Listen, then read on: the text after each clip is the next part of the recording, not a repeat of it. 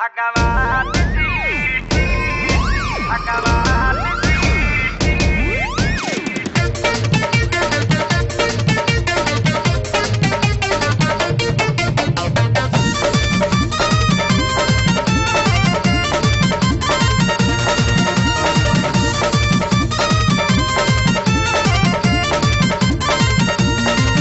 अरे दूसरी को हक न झूठे, अरे दूसरी को हक न झूठे, इतना सुभर दुकान पर भगवान जी।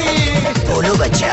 भगवान जी पासवर्ड लगा तो सामान पर भगवान जी।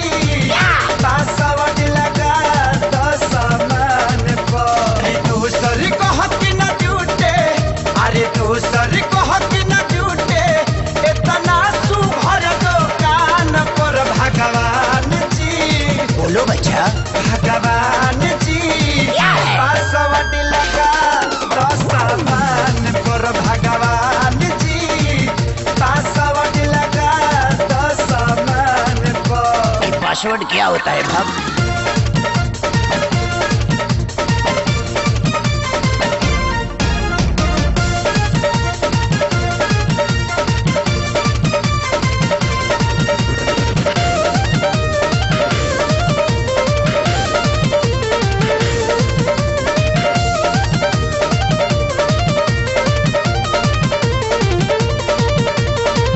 गेहूं के माल गेहूं कौन पाई से जेकर सामान रही करियो करिवेटी।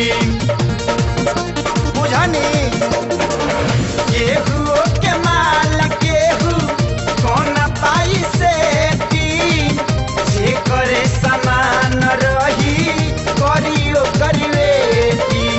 गेहूं न बैठे पाए, केहू न बैठे पाए, केहू दोसरा के मचान पर भगवान जी। क्यों परेशान किए हो? पासवर्ड लगा दी सामान पर भगवान जी। पासवर्ड लगा दी सामान पर।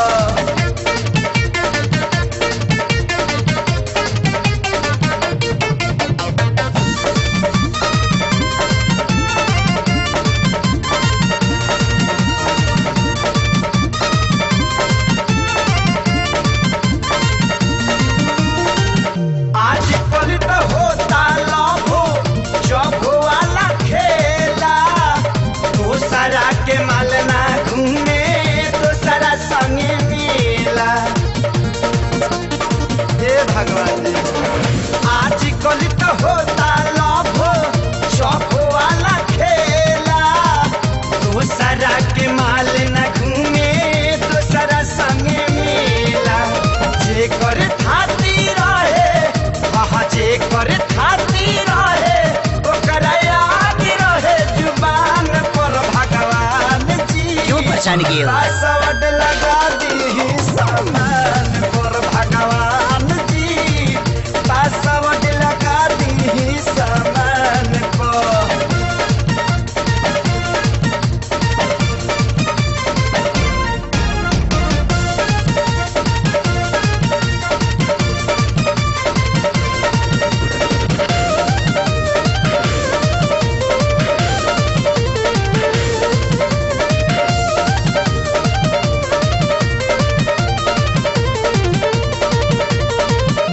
एगो अनार बा, केतना लोग बीमार हो।